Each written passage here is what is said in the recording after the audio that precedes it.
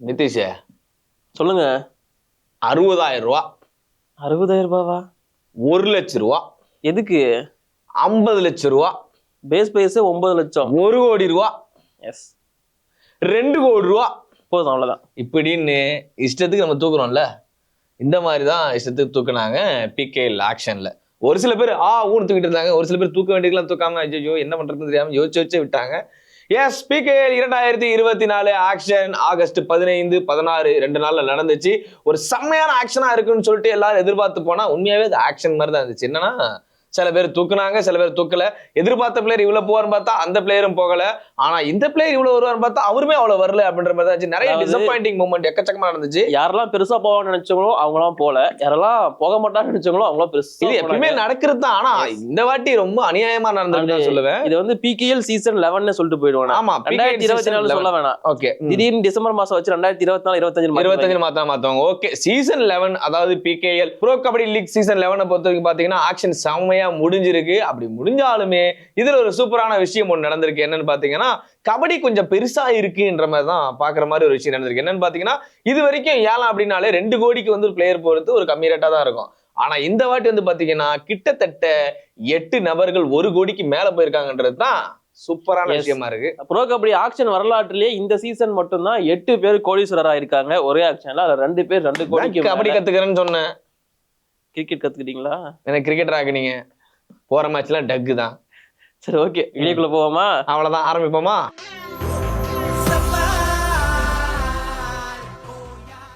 ஆலிநாட் sports நேயர்களே அனைவருக்கும் வணக்கம். நான் விஜய் சிட்டி, என்னோட நிதிஷ். ஓகே, ஸ்போர்ட்ஸ் நிதிஷ் விடுங்க, இல்ல நான் விடுறேன். ஓகே, பரவாயில்ல. ஸ்போர்ட்ஸ் நிதிஷ் நிதிஷ்னு கூப்பிட்டு ஸ்போர்ட்ஸ் மைண்ட்ல வர மாட்டேது எனக்கு. ஸ்போர்ட்ஸ் இல்லாம நான் உனக்கா நங்குரத்தை. சரி, கண்டென்ட்குள்ள போயிடுவோம். சரி, okay. Pro kabaddi league season 11 பத்தி பேசிட்டு இருக்கோம். இந்த சீசன்ல 8 பிளேயர் 1 கோடிக்கு மேல போயிருந்தாங்கன்னு சொன்னோம். சோ அதோட டாப்பஸ்ட் பிளேயர் யாரு, அண்ட் கீழே எங்க இருந்து ஸ்டார்ட் ஆச்சு, அந்த 8வது பிளேயர் யாருன்ற டீடைல் தான் அந்த வீடியோவா இருக்க போகுது. சோ 8வது இடத்துல யார் இருக்கான்னு நீங்க கேட்டீங்கன்னா சொல்லுங்க. சுனில் குமார் இருக்கிறாரு. இவர் வந்து பாத்தீங்கன்னா ஒரு டிஃபெண்டர், இந்தியாவோட கேப்டனா இருந்தவர், ஒரு பெஸ்ட் கேப்டன் வச்சுங்களேன். சரி, எவ்வளவுக்கு போனாரு? 1 கோடியே 1 லட்சம் ரூபாய்க்கு போயிருக்காரு. ஒரு டிஃபெண்டரா, அதாவது இந்தியன் டிஃபெண்டரா இது வரைக்கும் இவ்வளவு பட்ஜெட்ல யாருமே ஏலத்துக்கு போனதே கிடையாது. இதுக்கு முன்னாடி தலைவன் தான் அந்த ரெக்கார்டை பண்ணிருக்காரு 90 லட்சத்துக்கு. சோ இப்போ அந்த ரெக்கார்டை அவரே உடைச்சிட்டாரு. இங்க வந்து எப்பயுமே கபடியை பொறுத்த வரைக்கும் இந்தியன் பிளேயர்ஸ் தான் வேல்யூ அதிகமா இருக்கும். பட் டிஃபெண்டர்ஸ்க்கு பெரிய வேல்யூ கொடுக்கவே மாட்டாங்க. கம்மியான அமௌண்ட் தான். ஏன்னா இப்ப 10 சீசன் முடிஞ்சிச்சு. 11வது சீசன் தான் ஒரு டிஃபெண்டருக்கு 1 கோடிங்கிற வேல்யூவே கிடைச்சிருக்கு. ஆமா, சோ அதுவே ஒரு பெரிய அச்சீவ்மெண்ட் தான். அந்த சுனில் குமார் தான் ரெக்கார்டு, அவரே அந்த ரெக்கார்டை உடைச்சது பெரிய விஷயம் தான். அண்ட் சுனில் குமாருக்கு இந்த வேல்யூ ரொம்ப ரொம்ப ஒர்த்து. இதை விட அவர் அதிக ரேட்டுக்கு போயிருந்தாலுமே நான் சந்தோஷப்பட்டிருப்பேன். ஒரு சரியான கேப்டன்சி மெட்டீரியல், பயங்கரமான டிஃபெண்டர், ஆல்ரெடி சாம்பியனா ப்ரூவ் பண்ண ஒரு பிளேயர் தான். ஏன் ஜேபிபி ரிலீஸ் பண்ணாங்க அப்படிங்கிறது ஒரு பெரிய கேள்விக்குறி தான். ஆனா இப்ப யூ மும்பாவுக்கு போயிருக்காரு. யூ மும்பா ஒரு பிளான் போட்டு புதுசா ஒரு டீமை பில்ட் பண்ணிட்டு இருக்காங்க. சுனில் குமார் மட்டும் அவங்க எடுக்கல. சுனில் குமாரோட பார்ட்னரா இருந்த பர்வேஷ் பெயின்வாலியும் உள்ள எடுத்திருக்காங்க. சோ யூ மும்பா செம பிளான், செம ஸ்ட்ராட்டஜி. நெக்ஸ்ட் வந்து நம்பர் 7 7வது இடத்துல யார் இருக்கான்னு பாத்தீங்கன்னா அஜன்கியா பவார் தான் இருக்காரு. 7வது ஹையஸ்ட் பிட்டுக்கு போன. அதாவது நாங்க சொல்றது எல்லாமே லோயஸ்ட் சொல்றோம். 8வது இடத்துல யாரு, 7வது இடத்துல யாரு சொல்லிட்டு இருக்கோம். இவரை பொறுத்த வரைக்கும் பாத்தீங்கன்னா தமிழ் தலைவாஸ் தான் ஆடிட்டு இருந்தாரு. ஆனா இப்போ அதிகமான அமௌண்ட் கொடுத்து பெங்களூரு புல்ஸ் வந்து எடுத்திருக்காங்க. அதனால அங்க போயிட்டு என்ன பண்ண போறான்றது தான் வெயிட் பண்ணிட்டு இருக்கு. பட் ஆனா இவருக்கு இவ்வளவு அமௌண்ட் இவ்வளவு ஜாஸ்தியா தேவையான ஒரு பக்கம் எனக்கு கேள்விக்குறியா இருக்கு. எனக்குமே இந்த ஆச்சரியம் இருக்கு. அஜின்கியா பவாருக்கு இவ்வளவு வேல்யூ 1 crore காஸ்ட் பண்ற அளவுக்கு கொடுத்திருக்காங்க அப்படிங்கும் போது 1 crore 10 லட்சம் அதையும் சேர்த்து சொல்லு. 10 லட்சமும் வேஸ்டட் தான்டா. கரெக்ட் தான். ஆனா நான் எக்ஸ்பெக்ட் பண்ணல. உண்மையா நான் ஒத்துக்கிறேன். எக்ஸ்பெக்ட் பண்ணல. அஜின்கியா பவாருக்கு இவ்வளவு போவாங்கன்னு எக்ஸ்பெக்ட் பண்ணல. 90 லட்சம் ஓகே. ஒண்ணு மட்டும் ஆல்ரெடி ப்ரெடிக்ட் பண்ணிருந்தேன். உங்ககிட்டயே சொல்லிட்டேன். அஜின்கியா பவார் தமிழ் தலைவா சினிமா எடுக்க போறது கிடையாதுன்றத. அது நடந்திருந்துச்சு. பெங்களூரு புல்ஸ் அஜின்கியா பவாரை எடுத்திருக்காங்க. ஒரு செமையான மூவ் நான் சொல்லுவேன். அஜின்கியா பவாரை மட்டும் இல்ல, அதுக்கு அடுத்து வந்த பர்தீப் நர்வால வெறும் 70 லட்சத்துக்கு எடுத்துட்டாங்க. 70 லட்சத்துக்கு. எஸ், ஒட்டுமொத்தமா 1 கோடி 80 லட்சத்துல. அதாவது பவன் சராவத் 1 கோடி 70 லட்சம். இங்க வந்து 1 கோடி 80 லட்சத்திலேயே அஜின்கியா பவார், பர்தீப் நர்வால் 2 ரைடர். பெங்களூர் புல்ஸ் செமையான பிட். பெங்களூர்னால ஜெயிக்க மாட்டாங்களே, அவங்க ஆல்ரெடி சாம்பியன் ஆயிட்டாங்க. உமன்ஸ் டீம் சொல்லாத, நான் மென்ஸ் டீம் சொல்லிட்டு இருக்கேன். கபடி டீம் கபடியில சொல்லிட்டு இருக்கீங்க. இவங்க சாம்பியன் தான். அப்ப கிரிக்கெட்ல ஒண்ணுமே கிடையாது. நான் ஆர்சிபி எல்லாம் கிடையாது. இல்ல சொல்றேன், கோலிக்கு அவ்வளவுதான் போல இருக்கு அப்படின்னு. சரி, ஓகே, பரவாயில்ல. அந்த பேர் போயிடுவோமா? அடுத்ததா 6வது இடத்துல இருக்கக்கூடிய மணிந்தர் சிங் தான். இவர் ஒரு பயங்கரமான ஒரு ரைடர் தான். சோ இவர் வந்து பாத்தீங்கன்னா 1 கோடியே 15 லட்சத்துக்கு ஏலம் போயிருக்கிறாரு. பெங்கால் வாரியர்ஸ் எப்ப பார்த்தாலும் ஜோக் பண்றது வழக்கமான விஷயம் தான். இவர் எப்பயுமே வந்து ஆக்ஷன்ல வெளில விடுவாங்க, அதுக்கப்புறம் யாரெல்லாம் எடுக்க போற டைம்ல டக்குனு எபிஎம் இருக்கு அவருக்கு திரும்ப எங்கிட்டே கொடுங்கன்னு சொல்லி திரும்ப எடுத்துப்பாங்க. இதுல எதுக்கு அவர் போயிட்டு போயிட்டு போயிட்டு போயிட்டு வராருதான் எனக்கு புரியல. ஆனா இந்த வாட்டி அவர் கொஞ்சம் வருத்தமான விஷயம் தான், ஏன்னா அவர் வேல்யூ கொஞ்சம் கம்மியாயிடுச்சு. அவராச்சும் பரவாயில்ல, நான் பர்தீப் பர்வாலோட மோசம் சரி export பண்ணவே இல்ல. ஓகே, மனிந்தர் சிங் வந்து பாத்தீங்கன்னா 1,15,00,000 எடுத்திருக்காங்க. ஆக்சுவலி பெங்களூர் புல்ஸ் டீமும் ரெண்டு டீமுமே வந்து பாத்தீங்கன்னா நிறைய ஃபைட் பண்ணாங்க பெரிய ரைடர்ஸுக்குலாம். ஆனா கிடைக்கல அவங்களுக்கு. மனிந்தர் சிங்குக்குமே ட்ரை பண்ணாங்க, கடைசியில எங்களுக்கு அவர் வேணும்னு சொல்லிட்டு திரும்பவும் எஃப்எம் யூஸ் பண்ணி. எதுக்கு என்னடா என்ன வேல்யூ கம்மியா இருக்குல்ல, காசு மிச்சம்ல. சரி ஓகே ஓகே போ போ. நான் முன்னாடியே சொல்லிட்டேன், ஒவ்வொரு வாட்டி இதே பண்ணுவாங்களா? ஞாபகம் இருக்கா உங்களுக்கு? மனிந்தர் சிங் எஃப்எம் பிரிக்க முடியாத அப்படியே எடுத்துட்டு போயிருவாங்க. அவருக்கு தெரியும்ல, என்ன வெளில விட்டீங்கன்னா திரும்ப எஃப்எம் போட்டு திரும்ப எடுத்துருவீங்க, எதுக்கு என்ன வெளில விடுறீங்க அப்படின்ற மென்ஷன்ல அப்படியே வந்துருவாரு. இவங்கள விட மாட்டாங்க. ஓகே சரி ஓகே, மனிந்தர் சிங் வந்து 1,15,00,000. வேல்யூ கொஞ்சம் டிப்பா இருக்கு, காரணம் பர்ஃபார்மன்ஸும் டிப்பா இருக்கு. லாஸ்ட் சீசன்ல பூரான பெர்ஃபார்மன்ஸ் கொடுத்தா அவ்வளவு பொருளா இல்ல, பரவாயில்ல, கவனிக்கிற அளவுக்கு இல்ல.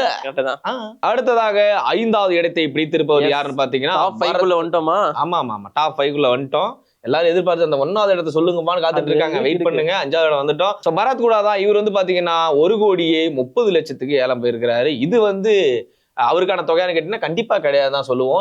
பெரிய தொகை கிடைச்சிருக்காரு. இப்ப வந்து ஒரு ஆல்ரவுண்டர் கேட்டகரி போயிட்டாரு, அதுவே எனக்கு பெரிய ஆச்சரியம் தான். ரைடர் தானே அவர் எப்படி நீங்க ஆல்ரவுண்டர் கேட்டகரியில இஷ்டத்துக்கு ஏதாவது அடிச்சு ரப்பர் வச்சு அடிச்சு ரோல மாத்திக்கல. 4 டேக்கிள் பாயிண்ட் எடுத்தா இப்ப ஆல்ரவுண்டர் அப்படி.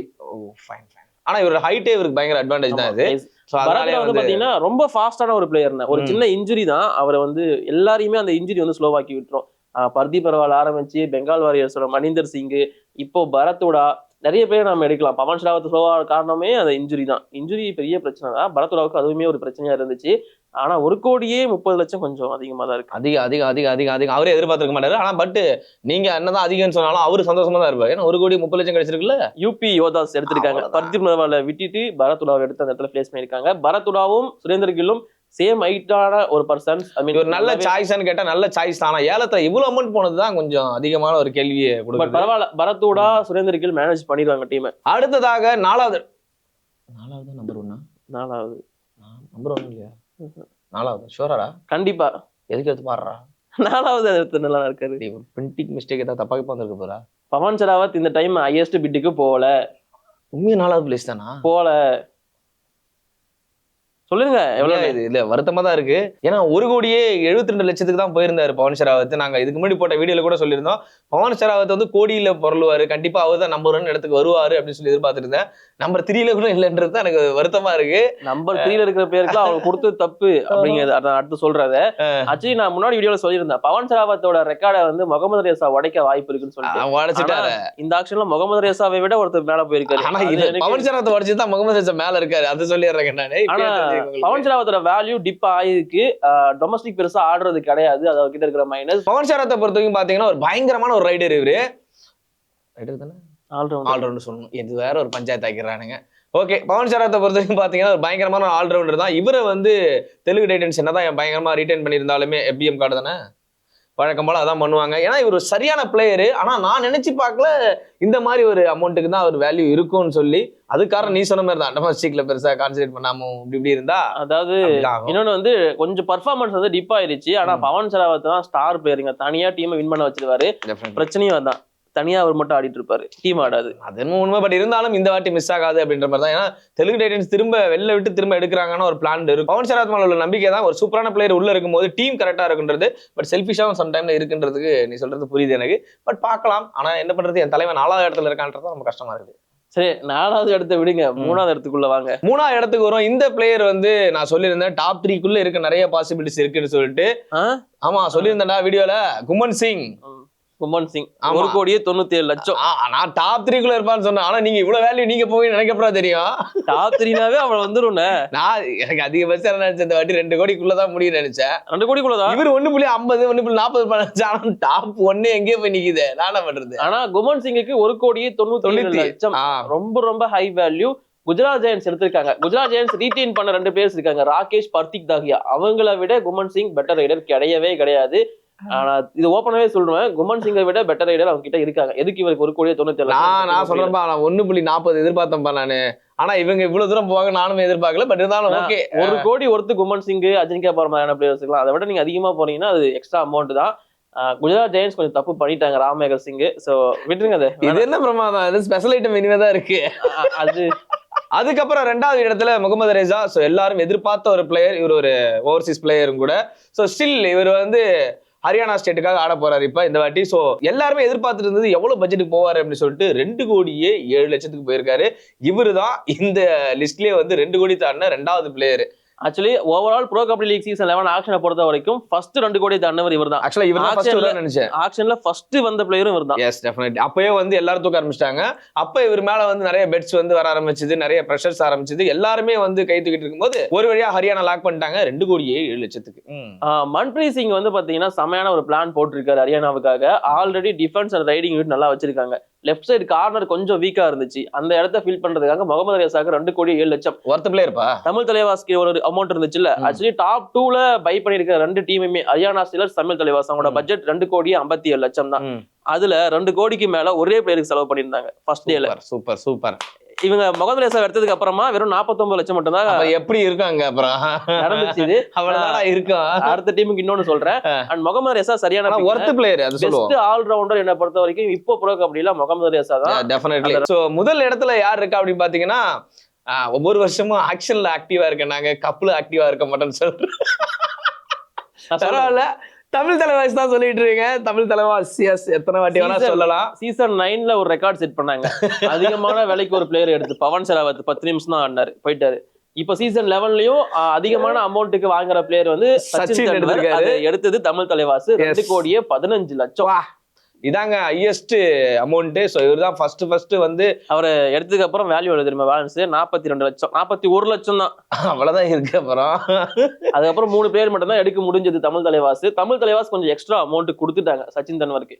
சச்சின் தெண்டுல்கர் ஒருத்தர் தான் நம்ம ஆல்ரெடி ப்ரெடிக்ட் பண்ண பிளேயர் தான் தமிழ் தலைவாஸ்க்கு வருவார் நினைக்கல. அதே சமயத்துல தமிழ் தலைவாஸ் அவருமே கொஞ்சம் ப்ரெடிக்ட் பண்ணி தான் வச்சிருந்தாரு. ஆமா, பவன் செராவத் கேட்டிருந்தாரு அவர்கிட்ட, நீங்க எந்த டீமுக்கு போற ஆசைப்படுறேன்னு. அவர் தமிழ் தலைவாஸ் தான் சொல்லியிருந்தாரு. அதே மாதிரி தமிழ் தலைவாஸ் தான் தூக்கி இருக்காங்க அவரை.